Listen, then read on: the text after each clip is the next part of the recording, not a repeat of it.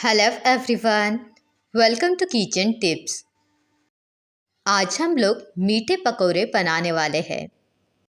इसे कद्दू के बोंडे भी बोलते हैं या फिर कद्दू के बोंडे भी बोलते हैं। उसी के साथ इसे गुलगुले भी कहा जाता है।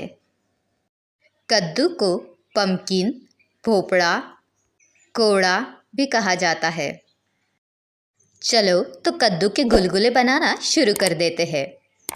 सबसे पहले हम लोग कद्दू को काट लेते हैं। कद्दू अगर पका हुआ रहा तो बहुत बढ़िया, टेस्ट और भी अच्छी आएगी।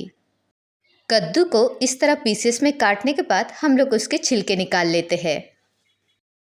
इसके छिलके निकालने के बाद अब हम लोग इसे छोटे छोटे टुकड़ों में काट लेते हैं।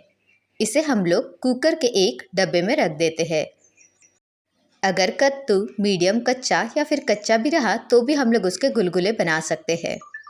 मैंने जो कद्दू यूज़ किया है वो थोड़ा सा पका हुआ कद्दू है।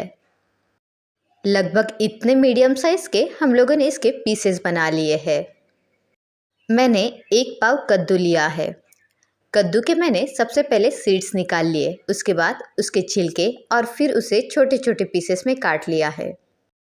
अब इसमें हम लोग लगभग आधा ग्लास पानी डाल देते हैं। चलो कुकर में अब इसे हम लोग पकाने के लिए रख देते हैं। 3 विसल होने तक हम लोग इसे पकाएंगे। अगर कद्दू बहुत ज़्यादा पका हुआ है तो 1 विसल में ही कद्दू पक जाएगा। इसे हम लोग 3 विसल होने तक पका लेते हैं। चलो कुकर में से अब हम लोग कद्दू को बाहर निकाल लेते हैं। इसमें जो पानी है वो पानी हम लोग निकाल लेते हैं। उस पानी को हम लोग साइड में रखेंगे। चलो अब कद्दू को हम लोग मैश करना शुरू कर देते हैं। मैं इस तरह वुडन मैशर से इसे मैश कर रही हूँ। इसका फाइन पेस्ट बना लेते हैं। अब टेस्ट के हिसाब से हम लोग इसमें शक्कर डालेंगे। मैं लगभग इसमें 3 चम्मच शक्कर डाल रही हूँ।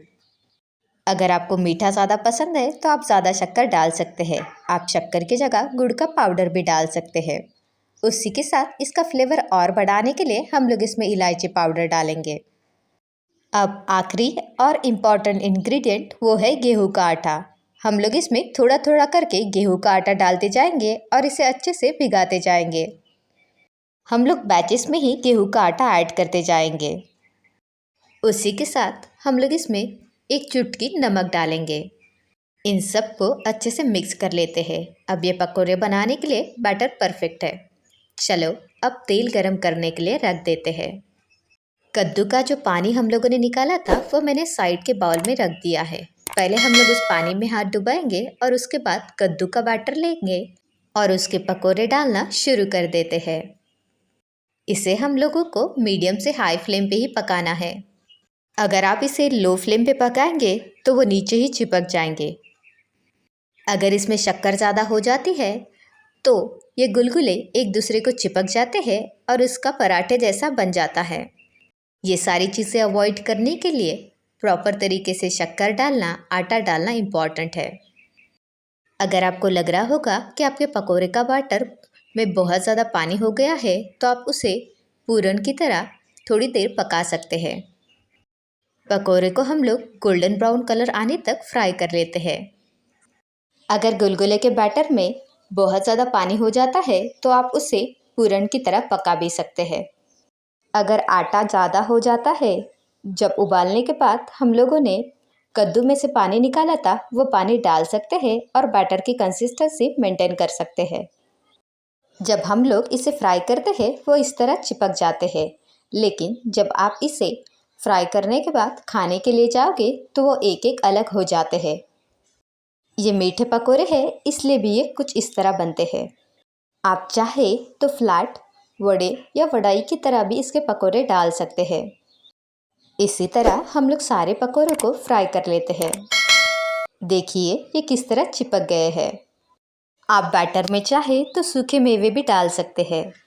चलो अब मैं दिखाती हूँ कि देखिए गुलगुले किस तरह बन चुके हैं और कितने आसानी से ये अलग अलग हो रहे हैं, वो भी बिना कोई सोडा या बेकिंग पाउडर डाले बगैर।